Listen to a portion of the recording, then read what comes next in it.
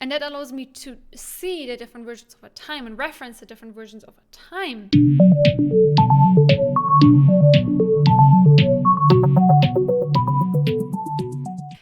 And thank you for joining me for today's video of 100 Days of Kubernetes, the challenge where we aim to learn something new related to Kubernetes across 100 days, and me sharing it with you here on my YouTube channel. So you could either follow along the entire challenge or just nitpick different videos depending on what you prefer. For those who are new to my face, my name is Anais. I'm a developer evangelist at CodeFresh, which is a CI/CD platform. I just started in the DevOps space just a few months ago, so everything is still pretty new to me. And I'm trying to share my entire learning journey, so maybe it's useful for you. Now, in the last video, we looked at an introduction to Helm. What is Helm? What are Helm charts? How you can use them? How you can get started really quickly. So the learning curve was really high, and we didn't take much time to look at the details. It was really like from 0 to 100. Now, today, I'm going to take my time and look at different Helm commands and how they are used. Specifically, we're going to look at how you can retrieve Helm charts from the Helm Chart Hub, from the chart repository. We're going to look at how you can install them, how you can upgrade your Helm charts, and pass specific value into your Helm charts. Now, once we've done that, we're going to look at the difference between Helm template command and the Helm dry run command. And then lastly, we're going to look at how you can basically nitpick different information on your Helm charts. For example, look at the different versions of your Helm chart and the sequence in which they got deployed and so on. Now let's get started with today's video. So like always, I have my entire notes on my public Notion page. So if you would just follow along my notes and you prefer just doing that on your own pace and exploring the different commands on your own pace, or you want to cross-check something after the video, check those out. They are linked below, where I basically, you can see I note everything down. I have to give somebody else actually credit for the information. A lot of my notes are based on this book, Learning Helm, that just got published by some of the Helm core maintainers. It's a really amazing book. If you're looking for some paid learning resources, have a look at this book. It might be the right thing for you. I'm not sponsored in any way, but there are very few learning resources actually around Helm. And for example, a course on Udemy is highly based on the documentation. That's just stuff that you might not necessarily know before paying for it. So this is my recommendation. Get a nice book instead. Okay, so we're here in the Artifact Hub, which has a bunch of different Helm charts you can use. Now make sure maybe that you use it from a verified publisher, because you don't necessarily know what the chart is going to do once you install on your cluster. So make sure you have that. Now you can add the chart, just so repository add bitnami and then add that repository. Now I've already added that. Now we can have a look at Helm search repository and then pass. That's not embarrassing. No, not PostgreSQL, MySQL. Now we're gonna have a look at that. As you can see here, we have several different SQL related databases that we could use. We're going to use this one just for the fun of it. And now we're going to go ahead and say Helm install and then test release. And we're going to specify we want to use the bitnami MySQL one. I don't think I have to define anything else. Now this is going to install it. As you can see here, we have the name of our release, test release, when it was deployed, the namespace it was deployed in, the revision of the chart, the test suite. In this case, we don't have one. And then we have our release node, which deployment set is using the command kubectl get pods namespace default. Now let's go ahead and do that. That's a nice tip, because I just tried to use some other charts and I consistently had a crash loop back off, and that's definitely no fun. And so as you can see here, we have our release running in this case. Now I want to, let's go ahead and get those commands. Set the root password. Get a body you can use as a client. Okay, what do I have to do here? Username is root and echo password. Maybe I need the password. Let's see. Okay, in this case, this is my password. It's really secret. Don't share it with anybody, okay? Okay, so we have the password. What else do we need? That you can use as a client. I don't want to do anything else. Upgrade this Helm chart. Obtain the password as described on the administrator credentials section and set the root password parameter as shown below. Root password parameter up. Okay, so it describes me here how I upgrade my Helm chart. See, this is handy. That's how you can learn how to upgrade your Helm chart, right? So, doesn't do it. Okay, root password.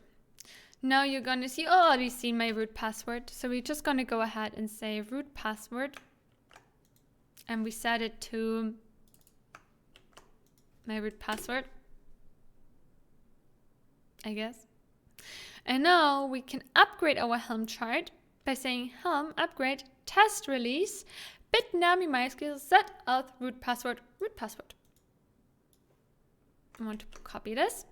So now what am I doing here? I'm basically overwriting or setting a specific value in my values YAML file, which is the root password in this case. And that has to be set so I'm able to upgrade my test chart. Now, when you use any of the charts that are within the Artifact Hub, it will tell you likely how you can set those passwords and how you can make changes, upgrades to your chart, for example. Now let's try to run that.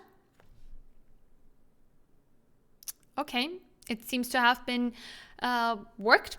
Now, as you can see here, the revision is now 2, right? It was before 1, and now it's 2. So I think you can count. I don't think you can't count. You can totally count. So once we have this, basically Helm tracks our chart releases up to 10 chart releases.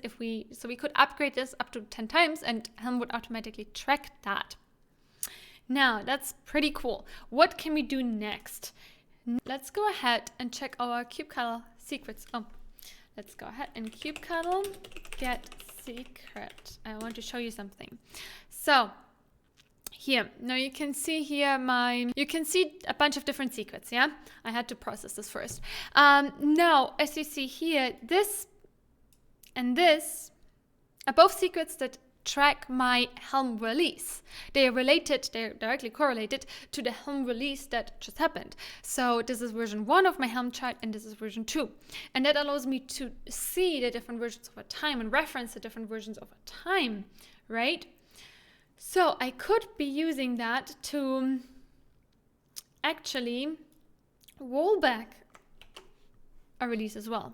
So if I say Helm list, you might know this command already. Here's my test release. It's a revision 2, right?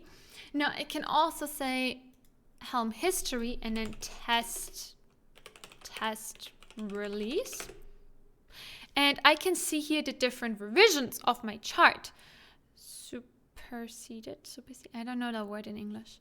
Should look that up. Anyway, so we can see here my different releases and I can roll back to a previous release. So I can say, I don't want to roll back to that. So Helm upgrade, let's add another release. As you can see here, we have revision 3, right? And if I now go ahead and have a look at the history of that specific release again, so of my chart test release, as we named it, I can see again, I have 1, 2, and 3 in this case. Now I want to roll back to 2. So I can say Helm roll back and then WordPress, no, not WordPress in this case, and then test release. That's something I was copy pasting. And I want to roll back to version 2. Okay, so rollback was rollback was success. Where's the success? I have to read. Okay, rollback was a success. Happy helming.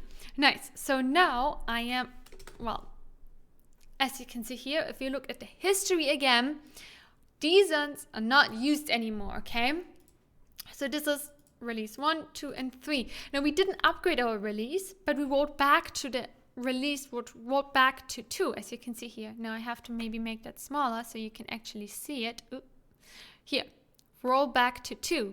Here, install complete, upgrade complete, roll back to 2, okay?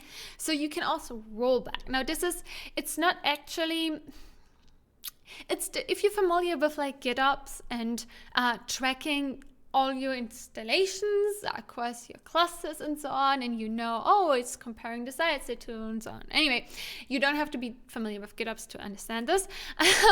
So Helm is not actually, it doesn't have that much power to really actually track the state of your cluster.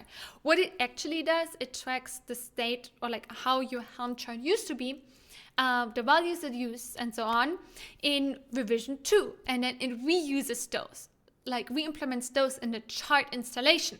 It doesn't actually roll back to the previous state in that case of your cluster. It doesn't do rollbacks of your cluster state. It does only roll back the usage or like to a previous version or like implementation of your Helm chart, if that makes sense. It's a bit complicated. I can expand on those. Let me know. Anyway, now that we have done that, I think we covered most of it. Now, what we've seen before, like in Helm upgrade in this case, upgrade. Let's do this. I set here I set a variable, right? And similarly, you can pass different variables into your Helm chart. Let's take a look at that. So if I'm here, let's go to charts, and then we can have a go into example charts. And now I want to have a look at that. Did that work? Okay, so this is my chart here, right? I hope you can see it. I hope this is big enough. Anyway, so as you can see here, I have my chart, and here again I have like the app version and the chart version, and I have my values. Now I could pass into this chart, I could pass in different values. I can overwrite values that are within here. So for example, the pull policy of this chart is, where is it? If not present. I could set it to always in this case if I would want to, yeah? So let's look at one last thing. So I have here, right? I have here this chart, right? So I want to install this chart, and I could, when I do a Helm and then install and then dry run, and then I can basically take a look. We looked at this in the previous video, right? And this didn't work right now because I'm not in the right directory to use this command. So we can use this command, this dry run command, to have a look at our different at the YAML files that are going to be set up within our cluster. Now, these YAML files are not actually installed on in our cluster yet. They are just here, and we can like cross-check them. For example, we can here see our cluster IP, the port that we're going to use, and so on. We can see all of this information through the dry run, and we can see here our release note in this case again. Now, if I do Helm install dry run, it's also communicating with, and that's the way I understand it, it's also communicating with my Kubernetes cluster and actually making sure that the resources that I want to deploy to my Kubernetes cluster through Helm, in my Helm chart, are actually able to. I also have the Helm template command, and then test chart. Does this work like that? Template. Okay. So I also have the Helm template command, and the Helm template command doesn't actually communicate with the cluster itself. It verifies that it works, that everything can be deployed. It just shows me all the YAML resources that are created through the Helm chart, through the Helm command. So I could take those YAML resources, for example, the deployment, and reuse them somewhere else. I can, for example, use them in different deployments, right? So I can use those and deploy them. It's not like the Helm dry run command that also verifies that everything is correctly set up and everything can be installed correctly, okay? So if I go ahead now and I actually delete this file, delete permanently. I like to delete things, just crash it. This command shouldn't work anymore. See, before this command, Helm install dry run actually worked. Oh, and I'm also not in the right directory. So let's do this again. Still didn't work. See, it doesn't know what, like it doesn't have the necessary files that are needed for a Helm chart. So this command actually verifies that everything is in place. So Okay, this is it for today. I hope it was useful for you. I hope you learned something new about Helm. Maybe you learned a different functionality, a different command, and how you can use Helm Chart, interact with your installed Helm Charts, and so on. Now, if you have any questions, any comment, any suggestions, anything I should look at in the next days, please comment us below. I would highly appreciate your input. Also, please give it a like and subscribe to my channel for upcoming videos. I would highly appreciate your support. Also, if you watch this far, it must be that you're really interested in DevOps and Kubernetes, and you might want to subscribe to my weekly DevOps newsletter where I share free online learning resources right to your inbox every Sunday. Now, I really hope to see you next time. Have a lovely day. Bye bye.